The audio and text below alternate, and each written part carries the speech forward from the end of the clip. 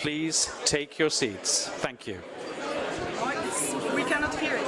It's too loud. I'm going to ask him to make it louder. Okay. Yeah. Just give me 1 minute. But media. Ladies and gentlemen, please take your seats quickly so that we can begin the closing session. Ladies and gentlemen, please take your seats quickly so we can begin the closing session.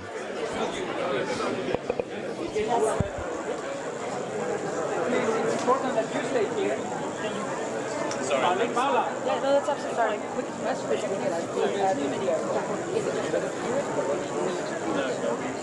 You just want to, and then I'll come on after. I was thinking.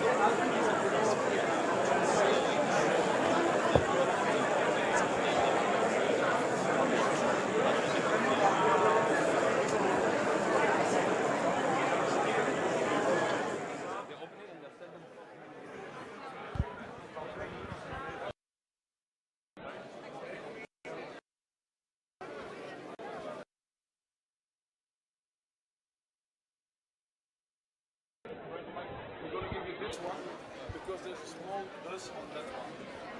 So I'm going to take this one back. Staat open? Sorry, Nederlands.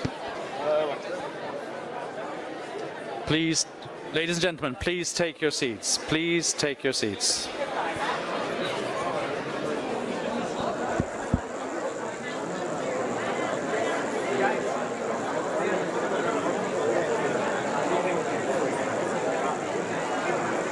We will go and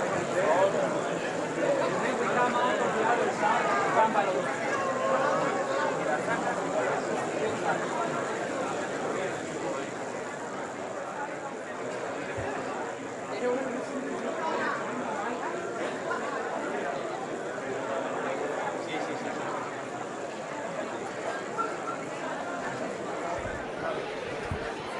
Is dat beter? Ja, ligt naast mijn powerclick. Dat ligt naast mijn powerclick.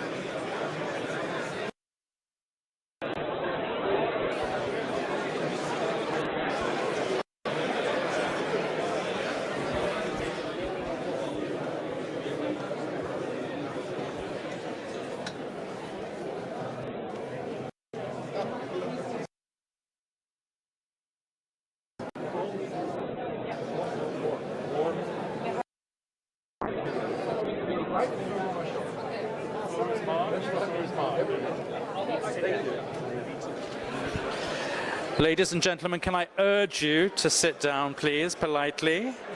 Please sit down. We'll be in Belgium for the next 3 days. That's a good thing. But please take your seats so that we can get going with this session. Thank you.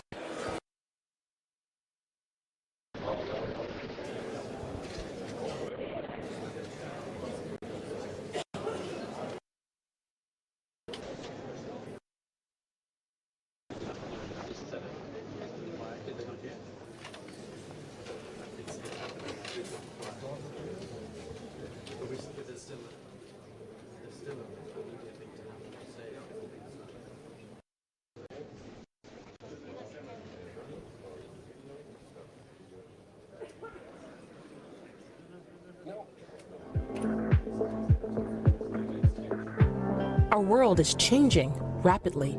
It's a call to joint efforts and forge new paths. Global Gateway is here to create new opportunities across our regions and, most importantly, people. By building quality infrastructure, this is Europe's offer to the world. Global Gateway is mobilizing up to €300 billion for projects fighting climate change and enhancing energy security, boosting competitiveness and digitalization, expanding access to education and promoting research, strengthening health systems, and securing supply chains. Together, we have already developed hundreds of projects across the globe, and local communities are the first ones to reap the benefits. With partner countries across Africa, we're powering local economies by developing clean, affordable hydropower plants. In Latin America and the Caribbean, we're making and manufacturing. We're building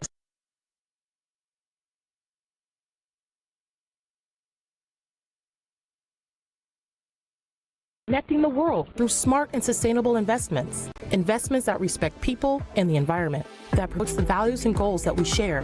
Let's join forces for a better in change.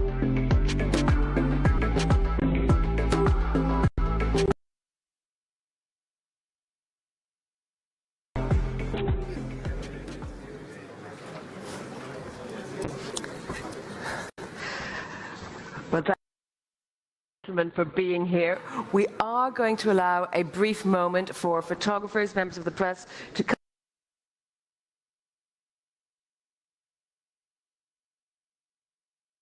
Please, here in the front row, you can join me here on stage now. Yes, you can come.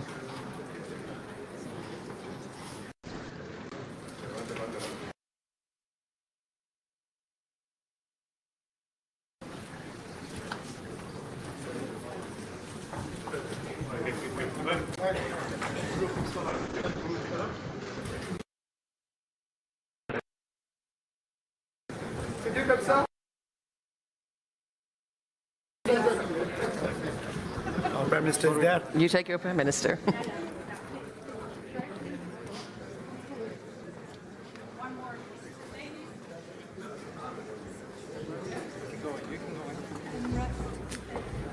Now you've listened to my story.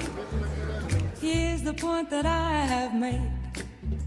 Chicks were born to give you fever, be it Fahrenheit or centigrade, they give you fever. When you kiss them, fever, if you live, you learn. Fever, till you sizzle, what a lovely way to burn. What a lovely way to burn. What a lovely way to burn. What a lovely way to burn.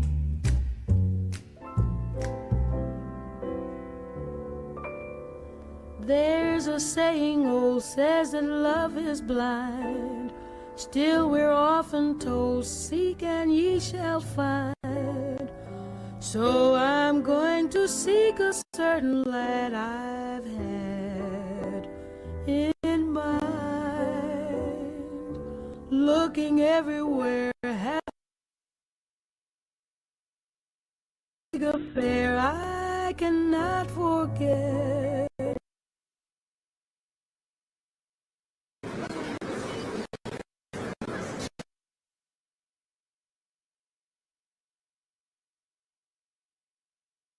ask you to leave the stage.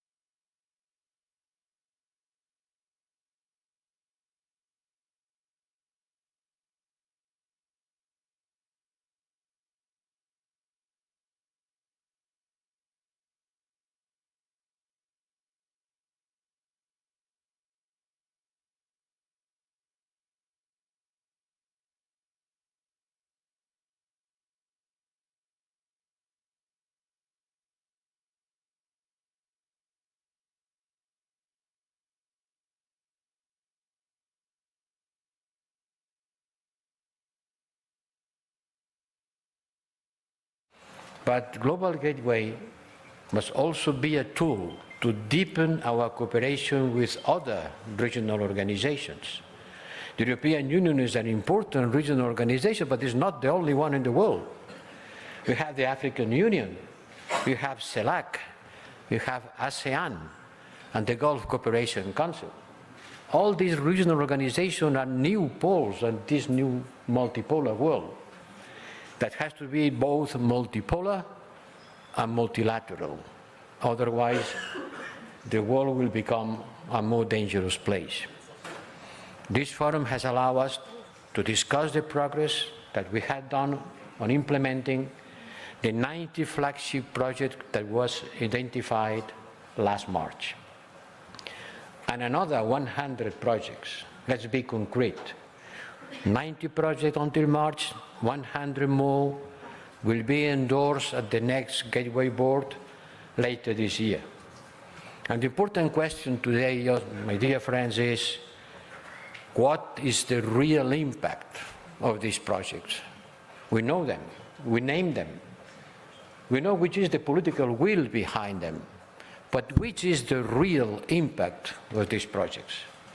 And this will be explained by my colleague, Commissioner Jutta Urpilainen, that will offer a summary of what has been discussed at the different parallel sessions, and then we will go into the guest speakers debate.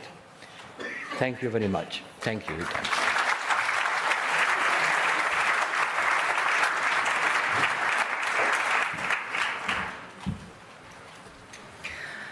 Your Excellencies, dear Pepe, ladies and gentlemen, dear colleagues and friends. After 2 days of the Global Gateway Forum, one thing is crystal clear. Global Gateway is delivering. We brought together over 90 high-level government representatives, as well as financial institutions and many businesses and civil society representatives. We debated global infrastructure investments needs, discussed strategic investment opportunities, and sealed new deals worth billions of euros. I think the figure is over 3 billion euros, which we have signed yesterday and today. I think it's worth of applause, please.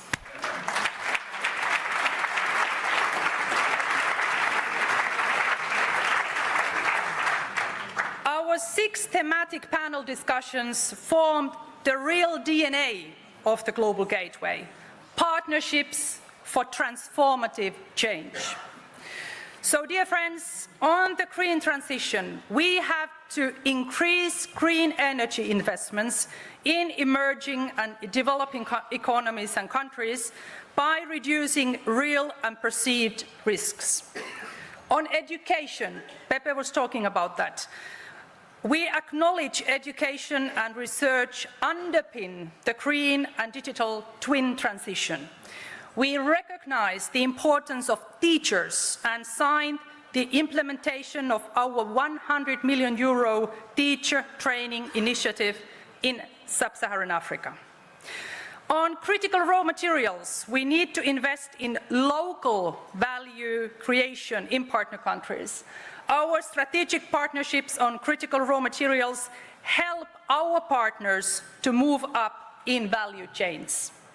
On transport, establishing and reinforcing strategic corridors to connect people and businesses in a sustainable way will be the backbone of the Global Gateway. On health, the private sector and collaboration with research institutions will reinforce scientific cooperation and increase global resilience. With EIB, we are investing an additional 500 million euro in strengthening national health systems. And finally, on digital, Global Gateway drives human-centric and secure digital infrastructure. Putting in place the right regulatory frameworks will avoid recreating inequalities and deepening the digital divide. So, dear friends, these were only few glimpses to the rich discussions we had yesterday and this morning. They were complemented by several new announcements and exciting projects which will live up to the aspirations of the Global Gateway strategy. I want to particularly pay attention to our heads of states of our member states from the European Union. This is real team effort. Global Gateway is based on the concept of Team Europe. So we are working together, the Commission, European institutions, financial institutions, as well as member states, in order to be able to deliver globally in our partner countries. So thank you very much from my side, and looking forward to continuing this excellent endeavor. Thank you very much.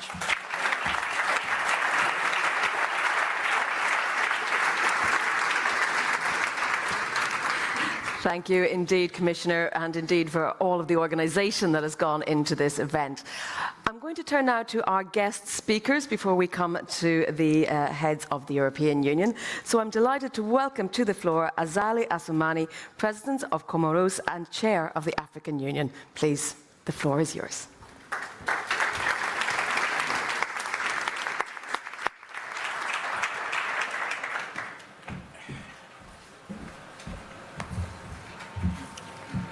Merci beaucoup, Madame, de me donner la parole.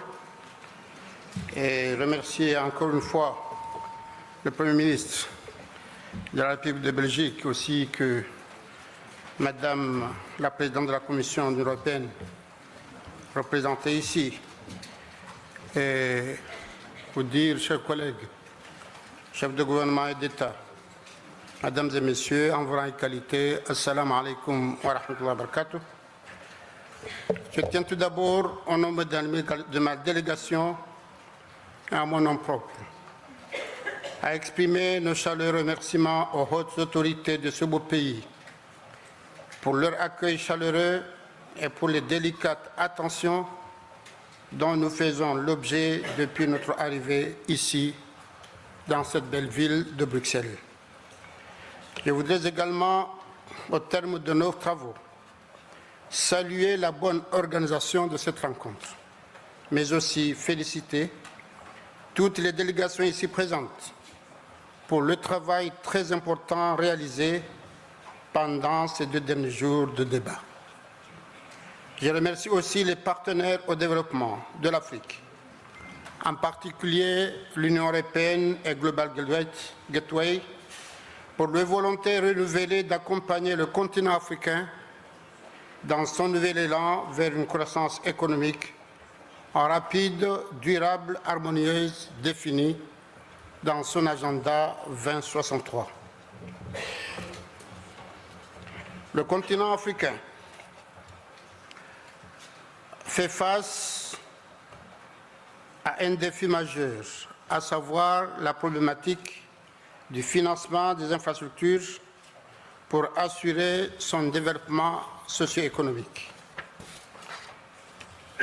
Ce déficit infrastructurel, comme vous pouvez l'imaginer, a un impact négatif sur nos économies, sachant qu'une infrastructure de mauvaise qualité réduit fortement le taux de croissance moyen par habitant dans nos pays. Et c'est ainsi que nous appelons nos partenaires à faciliter l'accessibilité financière afin que le continent africain puisse rattraper le retard pris en termes d'investissement dans les infrastructures. Il faut noter aussi que les coûts des services d'infrastructures en Afrique sont nettement supérieurs à ceux d'autres régions en développement, qu'il s'agisse de l'énergie, de l'eau, des transports, de la santé, l'éducation ou le numérique. Il faut reconnaître aussi que certains pays n'ont pas de cadre juridique, réglementaire et institutionnel incitatif pour favoriser la mise en place de partenariats publics-privés essentiels au développement d'infrastructures. Mesdames et Messieurs, l'Afrique a beaucoup de défis à relever.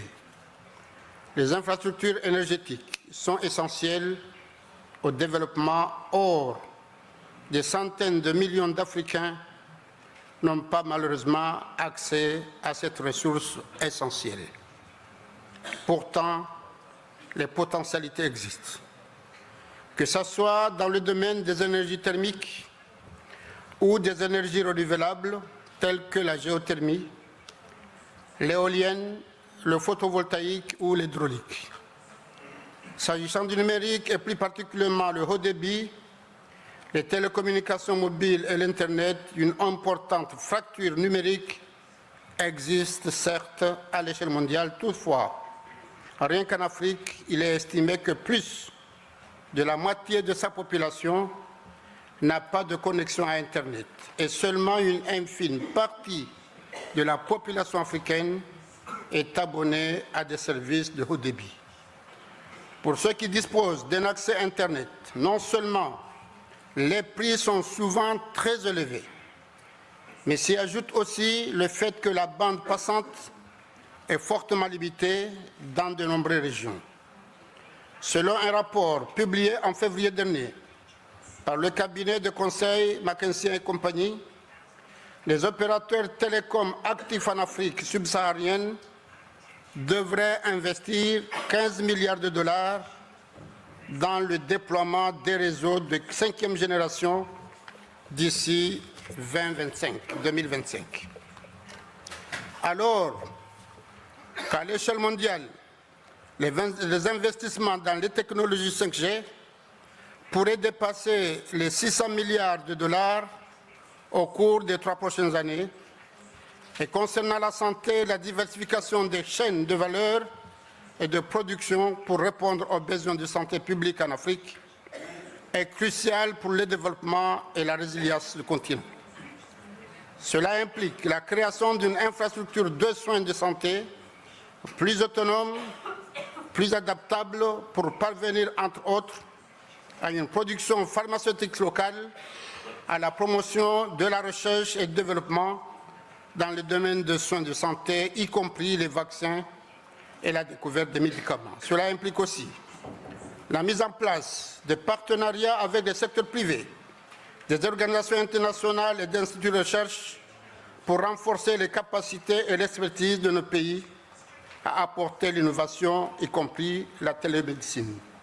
Vous me permettez de saisir cette occasion pour, au nom de l'Afrique, adresser mes remerciements à l'Union africaine pour la signature qu'il y a eu tout à l'heure du paquet de santé par la Commission de l'Union européenne, le CDC Afrique, la BEI, d'un montant de 134 millions d'euros visant à soutenir les 6 pays africains dans le cadre de la production des médicaments et des vaccins, parce qu'en effet, le Covid nous a appris. Et des pays africains ont pris le risque de faire l'investissement dans le cadre des productions locales en Afrique. Et nous espérons que ça va s'étendre au-delà de 6 pays africains à d'autres pays, et surtout un pays qui s'appelle l'Union des Comores. Excellences, distingués invités, en Union des Comores, le gouvernement ne ménage aucun effort pour soutenir le développement socio-économique du pays. C'est dans ce sens que nous avons lancé un plan Comores émergent 2030 avec des projets phares et structurants visant à investir davantage dans le domaine des infrastructures et notamment dans les secteurs de l'énergie, de la santé, du numérique et des transports. Des avancées notables sont faites dans le cadre de ce PCE avec l'accès au 4,5G, la construction des parcs solaires sur l'ensemble du territoire et la finalisation prochaine de la construction d'un hôpital de référence qui s'appelle l'hôpital Marouf. Et par ailleurs, en tant que pays insulaire, nous souhaitons promouvoir la connexion maritime aérienne pour garantir une meilleure circulation des biens et des personnes, ce qui nécessite d'importants investissements nationaux et bilatéraux, multilatéraux. C'est ce souci de mobiliser les investissements privés que le gouvernement a mis en place avec des textes réglementaires, une structure dédiée au dialogue entre le secteur public et privé afin de créer un cadre de travail propice au développement basé sur des échanges réguliers et la confiance mutuelle. S'agissant du climat et compte tenu de la vulnérabilité du pays, très exposé aux effets du changement climatique, nous avons tenu en juin dernier à Moroni une réunion sur l'économie bleue pour sensibiliser l'opinion sur l'importance de ce secteur.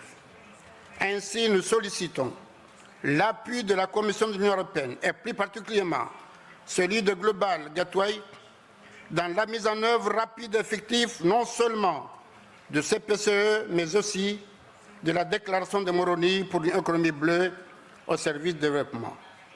Mesdames et Messieurs, les défis que l'Afrique doit relever au terme de financement d'infrastructures ne sont pas des moindres.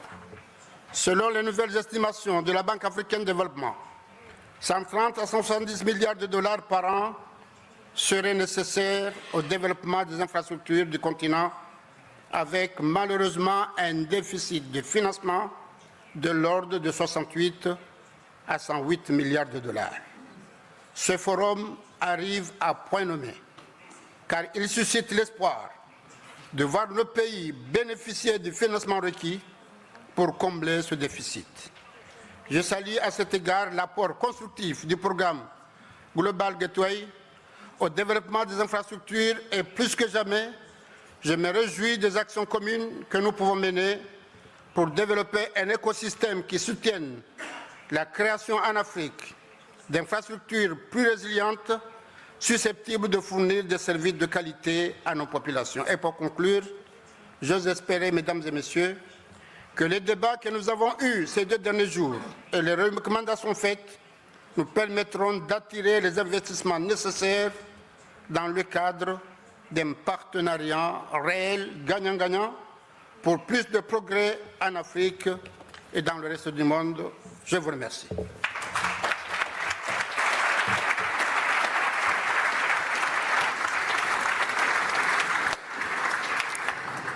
Thank you very much, Mr. President. Now, for our next speaker, we know India currently holds the chair for another month at least of the G20, and so we're delighted to welcome to the stage Damu Ravi, Secretary at the Ministry of External Affairs of India. Thank you very much.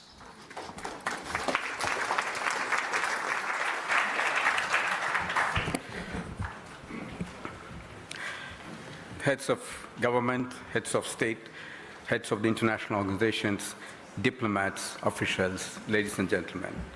It is for me a proud privilege to represent India in this August gathering.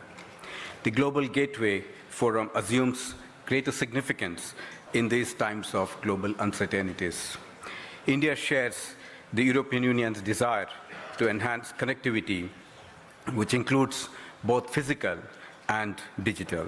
There is expectation that this connectivity project will bring greater economic benefits to all in an equitable and balanced manner.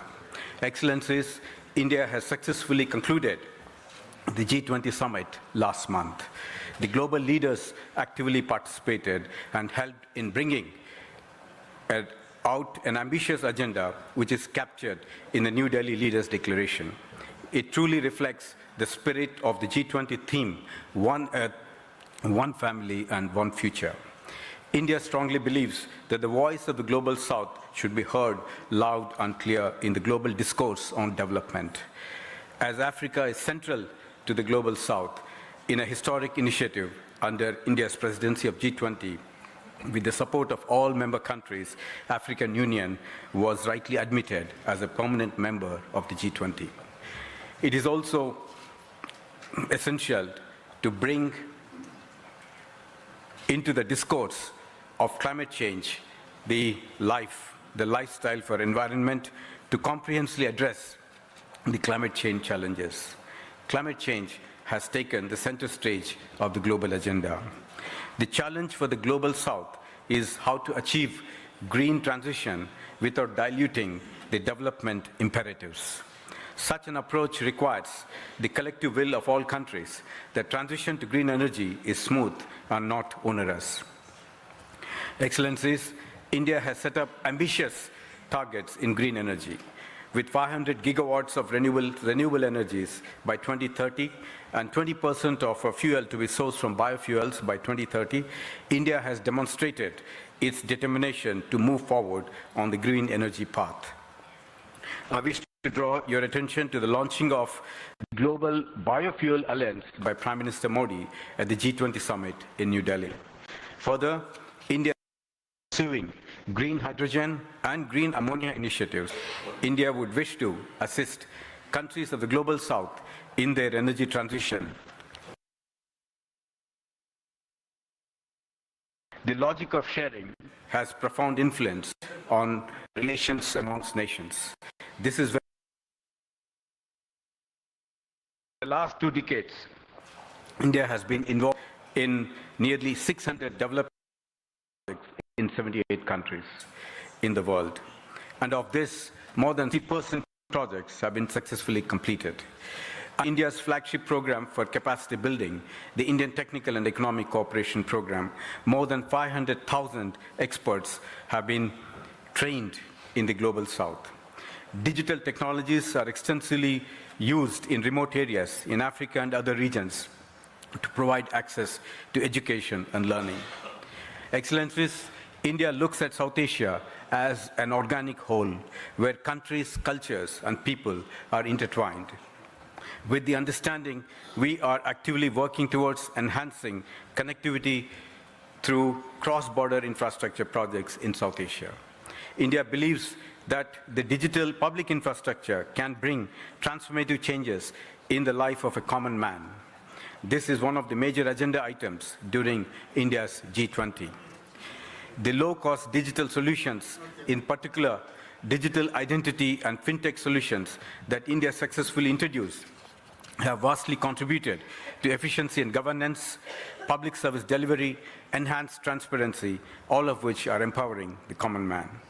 India would be happy to introduce these low-cost solutions in the Global South, customized to local requirements. Excellency, we need to have a multi-sectoral approach to development, keeping in mind the urgent need for realizing the SDGs, where significant ground still needs to be covered. It is about time that women are actively brought into the focus on development. India's G20 presidency rightly emphasized on the women-led development to bring lasting changes in our societies. Excellencies, as strategic partners, India and EU are working closely together under the India-EU Connectivity Partnership. Both India and the European Union could work together on infrastructure projects as well as capacity building in the Global South.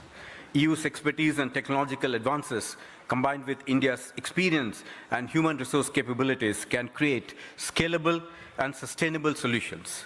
This brings into focus the importance of North-South paradigm in the development dimension.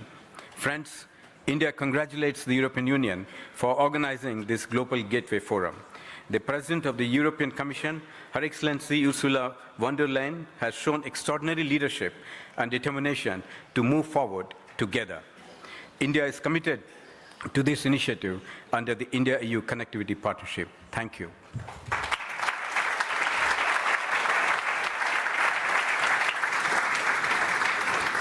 Thank you, sir, for such a positive message and a reminder of those SDGs.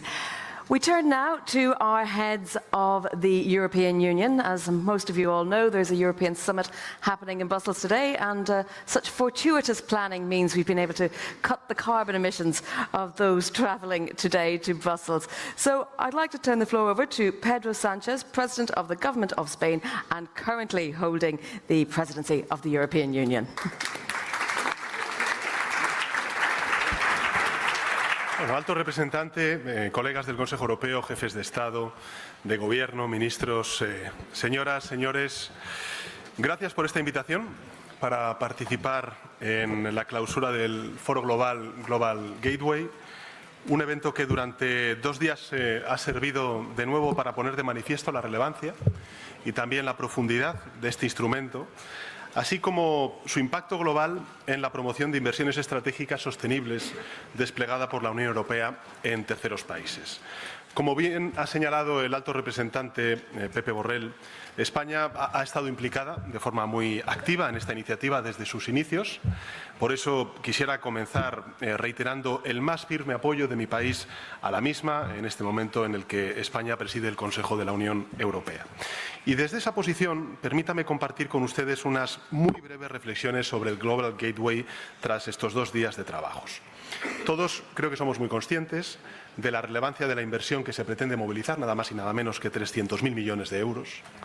Pero más allá de las cifras, me gustaría destacar algo fundamental, y es el salto cualitativo que esta oferta representa en la acción exterior de la Unión Europea. Porque lo que el Global Gateway aspira a trasladar son los valores europeos en un momento en el que estos son más necesarios que nunca. Y lo hacen al menos en 3 aspectos que me gustaría compartir con todos ustedes. El primero, aquí se ha hecho referencia por parte del resto de intervinientes, alineándose decididamente con la Agenda 2030 de Naciones Unidas. También con el Acuerdo de París en la lucha y la adaptación al cambio climático para contribuir junto a nuestros socios al avance inaplazable del desarrollo sostenible. En segundo lugar, generando relaciones de verdadera asociación y de partnership, tanto con los países del llamado sur global como con los organismos regionales multilaterales.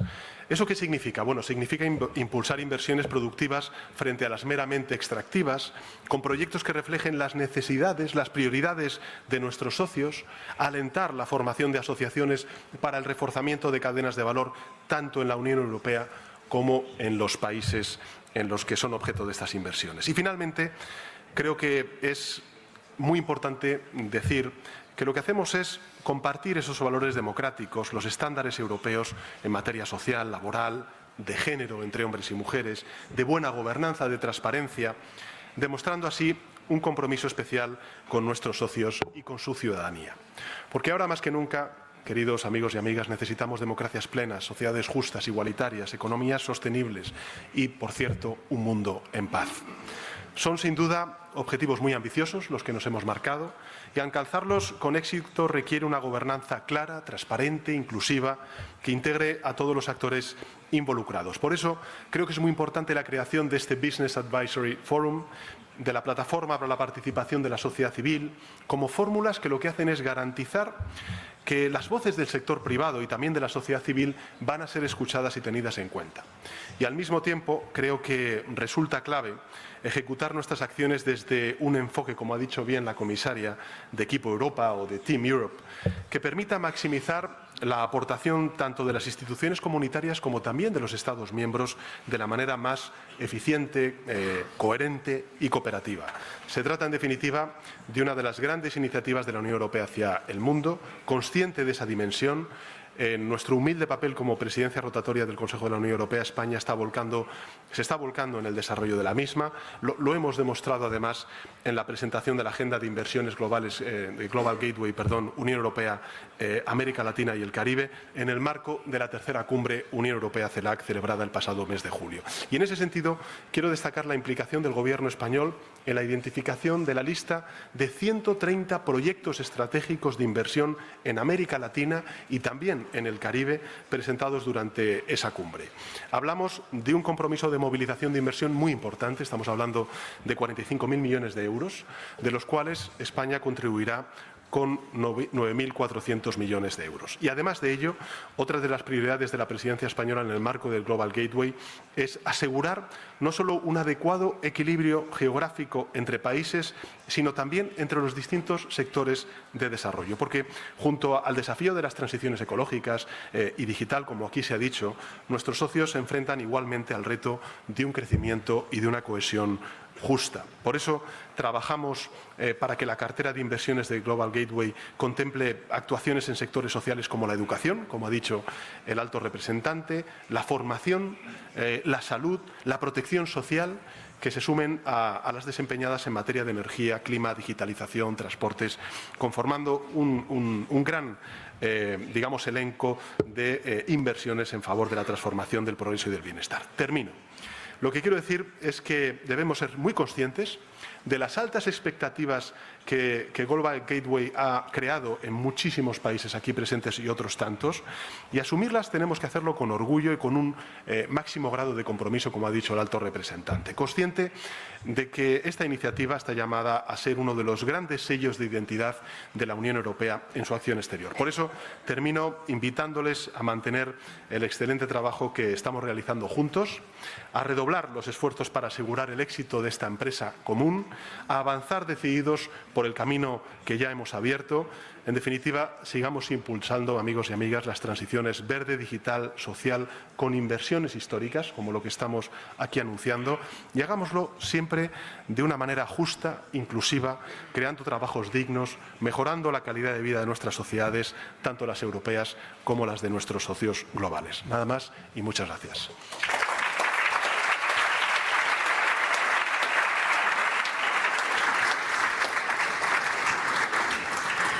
Thank you very much indeed. And it is now my very great pleasure to welcome to the stage the Prime Minister of Luxembourg, Xavier Bettel.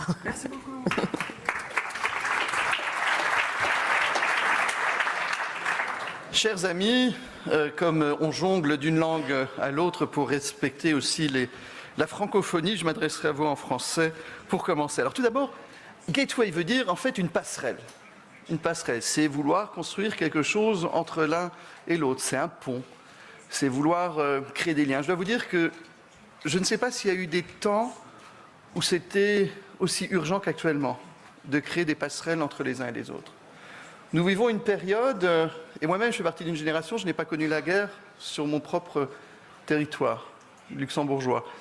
Mais je fais partie d'un pays qui a connu aussi une occupation, 2 occupations. Et aujourd'hui, quand on voit ce qui se passe sur notre territoire européen, entre l'Ukraine, ce qui se passe en Ukraine, l'agression russe, quand on voit ce qui se passe aujourd'hui à Gaza et Israël, quand on voit ce qu'il y a comme risque entre le Kosovo et la Serbie, et là je me concentre juste sur ce qui est le plus proche de moi, on n'a jamais eu autant besoin de passerelles, de liens les uns avec les autres, d'échanger. Et j'ai eu tout à l'heure aussi un échange avec ma collègue Première ministre du Bangladesh, où justement la conclusion c'était on a des cultures différentes, des origines différentes, des traditions différentes, mais la volonté d'apprendre l'un de l'autre, de travailler l'un avec l'autre, de construire en fait quelque chose de plus grand l'un avec l'autre. Donc pour moi ce gateway de cette passerelle, et je remercie aussi justement Jutta et aussi Pepe de nous avoir conviés ici, et de vouloir en tant que continent européen ne pas donner des leçons aux uns et aux autres, ne pas de fixer des standards qui sont obligatoires pour tout le monde, mais donner des chemins, donner des échanges, vouloir construire quelque chose ensemble. Et permettez-moi de revenir sur les priorités qui ont été présentées aussi dans ce film. When we speak about internet, for example, today, we still see that, and our colleague, the president from the Comores, said that more than half of his country, for example, or some African countries, they have no internet connections today. When we see that nowadays internet is not only surfing, but it's studying, learning, it's e-health, it's doing financial transactions, it's everything today through the net. And we saw it with the COVID pandemic, how important the internet was.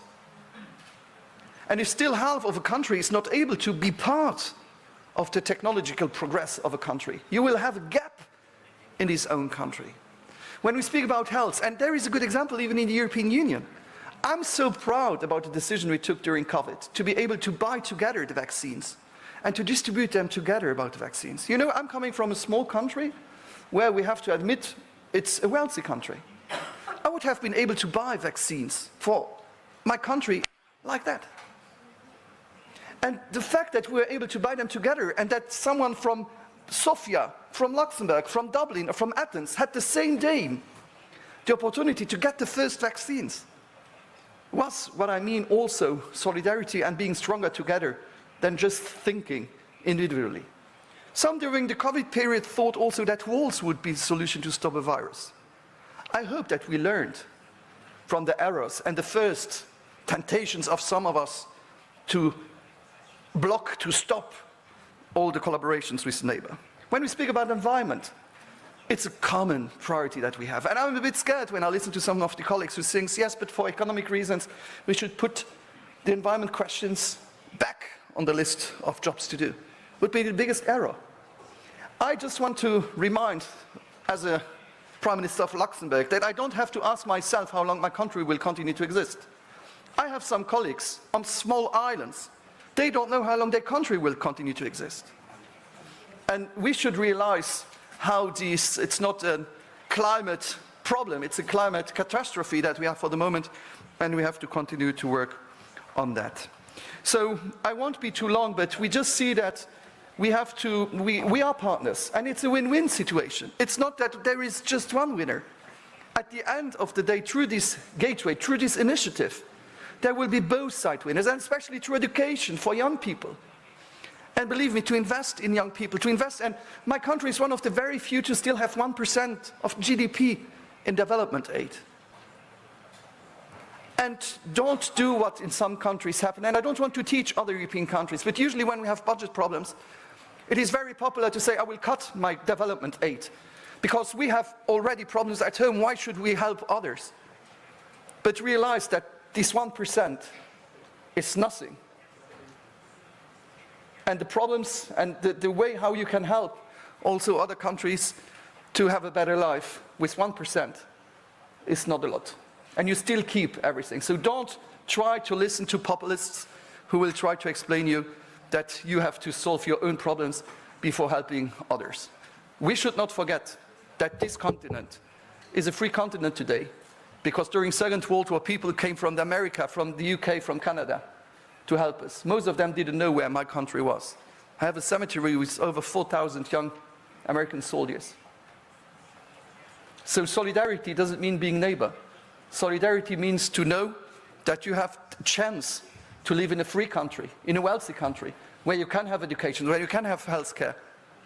But then in other parts of the world, it's still a shame that in 2023, and I said it already at the UNGA, freedom, health, education, being able to choose your life as a woman, what is good for you, and not that the men decide for you, depends on your place of birth. Think about that. Thank you.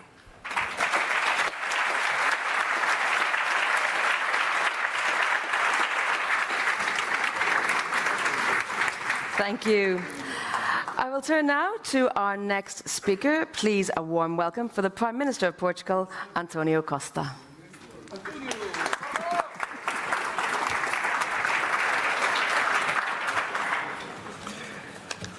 Sr. Presidente da União Africana, chefe de Estado, colegas chefes de Governo, Excelências, os desafios globais exigem respostas globais. E só com uma forte e estreita parceria à escala global aproveitaremos bem as oportunidades que a transição digital e ecológica podem contribuir para promover o desenvolvimento sustentável, a capacitação e o comércio justo. Como Javier Bettel acaba de dizer, hoje, mais do que nunca, é necessário construir pontes. Quando alguns erguem muros, quando outros começam guerras, quando outros fazem ataques terroristas,